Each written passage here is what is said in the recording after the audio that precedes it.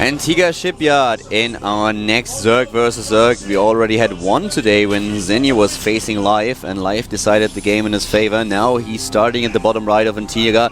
In the yellow, it's our ZENEX player. ZENEX, Leiper! Playing a very, very strong team match. Played very well so far, very young player, and he is just performing great. He already eliminated 3 Team Liquid players out of the competition. Now he's facing the 4th to the, actually the 5th, to the top. We have in the blue Liquid, Hey Pro! Hey Pro. The last time he played in Code A, he actually lost to Ganji. My mistake. He did play one more time since losing to Bit by Bit in that famous match that everyone will always remember. It's the 4th player, by the way, of course, not the 5th. It's the 5th game. 5th game, 4th player. You're exactly right. Score currently 3-1, and Hey Pro is going to go hatch first. And he's going to face Aggressioner by Life, who this time chooses to go for Extractor and Pool immediately. And he built Extractor first, so he will have 100 gas very early to go for speed. When these two builds collide, it can be very difficult for the position that Hater's in here. He's actually going to have to defend really, really well and be super patient. If he overextends with his Zerglings or if his Queen's out of position for a second, man, that Zergling speed is going to be so far behind for him, he might just die. He's going, I think that the Life is going for Banelings here as well, and just tries to be super aggressive. He will take another base, you have to. Yeah, you can't do it with one base, you don't have enough production. And with the scouting information that, well, Hater has, he knows what's happening here. So he pulls the drone out exactly at 100, going only for speed. I think he may put them back in after making his hatchery, saving up the money to get the hatch and then starting Banelings immediately, especially since he's now seen that Hey Pro has gone hatch first. Hey Pro has the scouting information. He knows that there's no expansion. He has seen the gas with his Overlord. At this point, he can be sure that he will be the one who has to play defensive here. His opponent is not going for the same build that he chose, so he needs to get probably the Banelings even before speed. Spinecrawler would also help him quite a lot, and we'll see if ZENEX Live is getting gas again, if he plans on Banelings, or if he's just trying to make good use of his speed. And there they are, the drones are back in gas. Yep. At least one. Well, he pops just one in there, in fact, for now, interestingly enough. But look at how ahead his speed is. Like, it's going to be done basically right when Hey Pro starts. So Hey Pro's just now starting his. He's literally 76 in-game seconds behind with his speed. And this is going to be something that allows him to just kind of run circles around Hey Pro. Hey Pro is going to have to block the ramp with his Queens as soon as they pop out. That's going to mean he potentially misses injects. He's not going to be able to mine it as natural for a significant period of time. And there's the nest.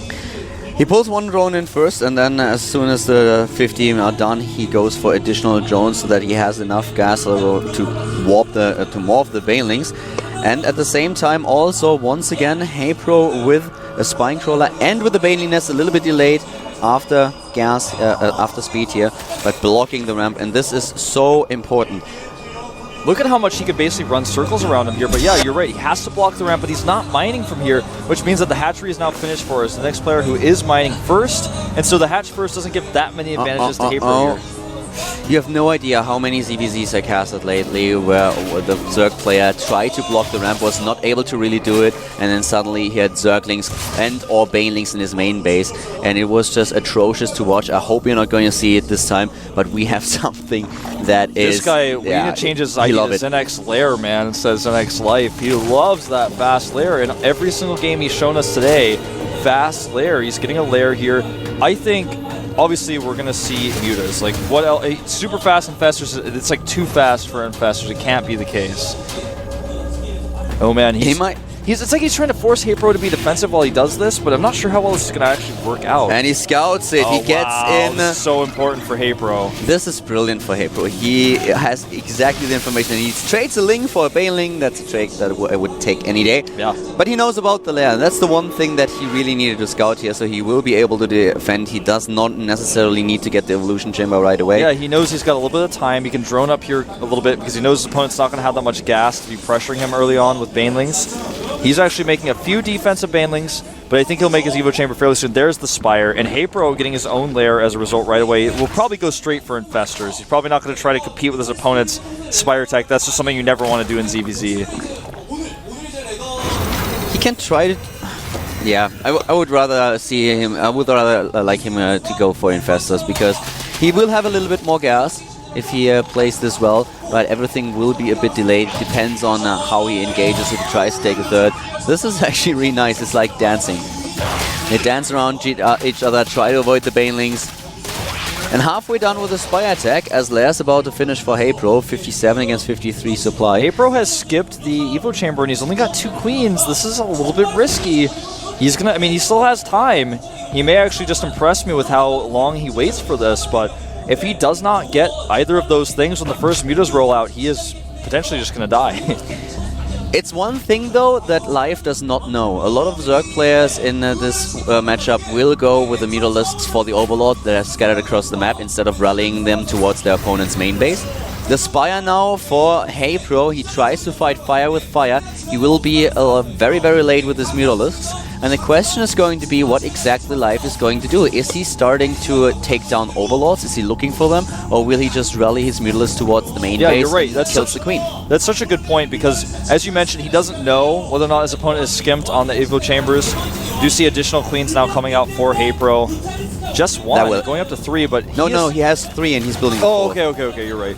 So with 4 queens, he will be able to defend and delay his opponent's attacks, because now the mutalisk count is just at 4 to 5. That's all he's got. Here's the scariest thing about mutas, though, is that you can deny your opponent's third so long. He's going to do this with the Zergling at first. He even has 1 Baneling with this group of Zerglings, so if HeyPro sends a huge group of Zerglings over, he can actually just take them out with the Baneling. And his mutas will continue to deny this as well, while he has his third base going up. So this is going to be something that's very difficult for HeyPro to deal with. Spore Crawlers now in addition for HeyPro, who tries to be super safe against all these mutalisks. He has 4 queens, he has the Spore Crawlers, but he does not have a third. It looks like, in fact, that Life is actually going to use these mutas to control the game rather than try to attack.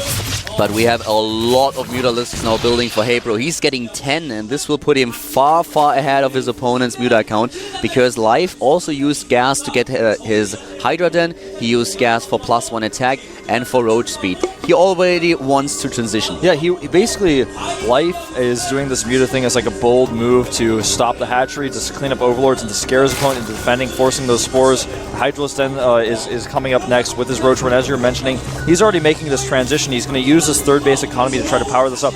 This game is so close and so tense as far as the techs go, because the timing that HeyPro has here now is quite strong, and I think he will actually be able to kill this third hatchery with the amount of units he has out right now. I think he may just do it. Life is getting now an infestation pit as well. He gets he's getting everything. +1 air attack, +1 ground attack range. He's getting Hydralisk, he's getting an infestation pit. That's a ton of gas that he just dumped.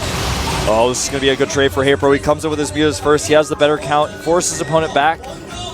Spore Crawler going to finish up here at this hatchery. HeyPro did not go with his Zerglings with this, though, so he's not going to be able to hit that timing I was talking about. His Zerglings and Banelings are still back at his natural, and at this point, Life is getting further and further ahead with economy. His tech is good. He's got +1 finishing up here. He's building the Hydralisk count. He's got Hydra range on the way. He's even going to move out and be aggressive with a small group of Roaches and Banelings. We have more and more mutalisks building for HeyPro, and, well, he's already getting his third base. He's going to go up to 19 He's ahead. And this is scary for him because that's a huge commitment, and a few good fungals with the Hydras that are already out for Life. HeyPro may just, I mean, things can change very quickly with just a few key fungals. That's basically what I want to say. Oh, a great Baneling for Life. HeyPro could be in a little bit of trouble here. His drones are a little bit under attack. He will clean this up, but it's going to take a lot. He's going to lose a few drones even before the mutas can clean these up. Meanwhile, the third base completely uncontested over for Life. He's fully saturated. He's got his gases up. He's in a great position. HeyPro has a scary mutalisk count, but he's not mining gas. He's not mining gas just yet, so the gas count is actually kind of the same. Life is just starting to get the extractors up. He's now completed them and is mining, but at this point in time, we have a better army supply for Life. A lot of bank, though, for HeyPro, and HeyPro started his gas mining at the third at roughly the same time that Life did. And HeyPro has the mobile army, let's not forget that. He has the one that can do a lot more harass with this many mutalisks that he has out. But again, I cannot stress enough how a few key fungals can really change that. That's why mutas kind of disappeared in ZVZ since the beta, is because fungal growth could affect them so well. That's why you saw even Blizzard considered removing air to fungals to stop, because it was considered to be too strong against drops, and people were like, well, that changes ZVZ like crazy, and it was not actually implemented. Yeah, here we see a big attack actually coming out for Life, and I think he may have enough. He just has these 2 Infestors. That's going to scare the Mutas. The Hydras are going to do key. the damage. Oh, nice man. Blitz, though. The Hydras can outrange Mutas so well that they're actually just going to crush through this fight. Great bungles, and HeyPro is 50 supply down here, and ZENEX may be forcing TLO out very soon. Indeed, they might. Life is going in right now with this Roach Hydra composition backed up by Mutalisk and 2 Infestors. That's all that he needed for the Fungals. The Fungals were spot on, and suddenly HeyPro is down 70 supply. And this attack was really well thought out. I'm quite surprised how Life managed to pull this off. Now only 70 supply left for HeyPro, and ZENEX Life, he crushes Nerds today. Yeah, basically, Life with +1 upgrade advantage over his opponent. HeyPro's +1 just now finishing his 1-1 upgrades. In fact, he's going to have +1 armor as well. Just way too late. And the build order here for HeyPro was a little bit strange. GG, HeyPro getting a later Spire, really committing to it. His opponent, though, had all the preparations in play. And that game, to put it simply, was a little bit weird to watch. I mean, the decision-making that we saw from HeyPro seemed a little bit counterintuitive in some ways, but I saw the potential for it to work. I was more weirded out about what Life did, to be honest with you, because what you usually have is you follow one train of thought. You go for, okay, I will either use Mutalisk, maybe you then try to transition into something else. But what Life did here is he went for Mutalisk, then he started +1 Muta attack as if he was completely committing to it, went straight for the Hydralisks, got the Infestation Pit. It was just him opening up a lot of tech paths and tech patterns, and this composition, I was really surprised that that worked so well. When he first started with the upgrades and I saw the tech that he was going for, I was like, okay, this is a little bit weird, but the composition that he used was brilliant. Yeah. Roach Hydra for the ground, had the upgrades as well, +1 attack was already done, and backing them up with only 2 Infestors. That's all that he needed. That's all you needed, man, and that's all you do need. Against that many Mutas, the Fungals, the Mutalisk range is 3. That's what the Mutalisk range is. The Hydras could just do the damage. You saw in that first battle, the Mutalisk were just sitting there stiff. They got taken out. The Hydras had +1. With the upgrade, they have a range of 6. Yeah, I mean, that's twice the range of a Mutalisk. He just did the real damage, and our final player is going to be TLO. He's the only choice left. There's no other option unless like Taja comes in out of like a plane. I mean, he literally is on a plane right now, if I'm not mistaken. Hey guys, I'm late, sorry, and then Taja pulls off an all kill. Well, not really an all kill. That would be sick. That would be so funny. He actually has gotten all kills in the past. Could do it, but let's see what he's going to do. I'm really curious to see what Life is going to do against TLO here. And TLO, let's see what he's gonna show us. All right, TLO, preparing himself, stands up. The crowd goes wild because they know this man has been in the GSL. In fact, this guy played in the open seasons as well. TLO is just such a bimp. He's a crowd pleaser, man. Life does not look phased at all. He's like, all right, I'll be another one of these guys. What's the name for these rubber balls with those spikes thingies? Do you know what it is? No. I've seen them. I don't know what they're called. But you know what I'm talking about? Yeah, of course. Okay. And, well, he had one as well, and I asked him, okay, what exactly is this? Because usually that's some kind of a toy that you would use, you know? I mean, I've never really used them in kind of a medical sense. And he just said, no, it's great. I just use it before I start a match because it just starts the blood flow and everything, it warms up your hands, and so he's really prepared. That's something that he apparently uses, and because of the problems that he had with his hands early, like a few months ago, he put a lot of thought into how he can prepare and how he can actually make sure that something like this doesn't happen anymore. And yeah, he's really, just because you mentioned that he's prepared, and he certainly is. He was looking forward to the match at the GSTL. Right now he's set up with kind of an impossible task. He has to take down 4 players, calms himself down, tries to be as calm as possible about it. Well, and I hope for a great match here. If his opponent Life can take out 4 players, so can he. He absolutely can do it. The map is going to be GSL's Ohana, the WCS version here.